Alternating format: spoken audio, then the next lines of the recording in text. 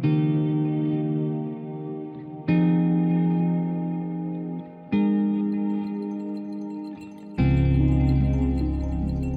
of the things I like about this piece is the blame delivered into Mary Louise's lap for the sins of her son.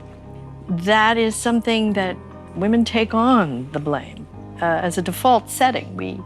We imagine that not only our children's problems, but everything in the world is our fault. I think it's sort of a more complicated landscape than that.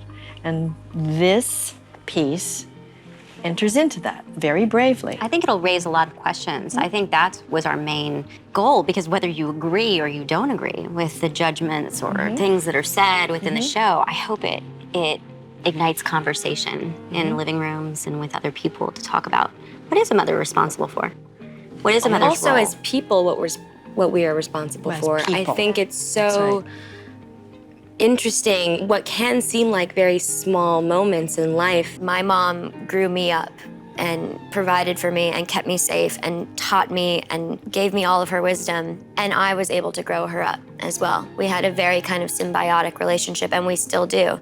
I mean, if we're shaping other people, we're shaping our children. And what you may say in a moment of anger or what you may do in a moment of anger can change that person's life forever. As much as we're saying the women and the mothers in the show, there is the parenting, which is nature versus nurture. That's right. And, you know, we've chosen to explore the women because to have then digressed into those male roles would have taken away from this, which, and there's just not enough. We could have done 16 hours, but we would have all been. But that's why I said people and not women. That's what we're exploring here. But the moment where we see Bonnie's mom when she was little and the way she spoke to her and talked, you know, all of that, you see how that affected her. And I hope that people watch the show and realize, oh, I have to be really careful about the things I do and say to people because it can change them forever. Wait till you're a mother. You will already feel that. Yes, yeah. I think that's a great question, like how fiercely you protect your children when they're little.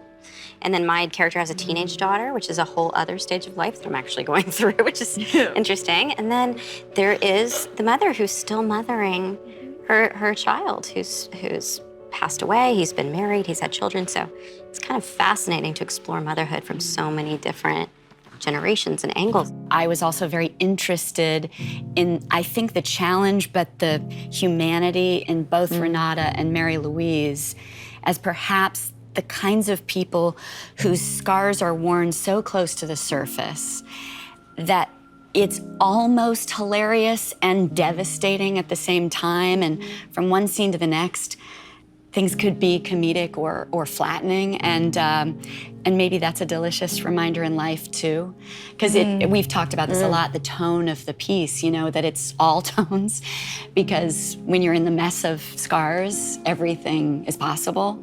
But it's been a beautiful thing to witness and to learn about when women don't have the ability to mask anything. It's just all right here in their personality, and how they interact, therefore, is their scar. That's just been... We all have people in our lives like that. Yeah.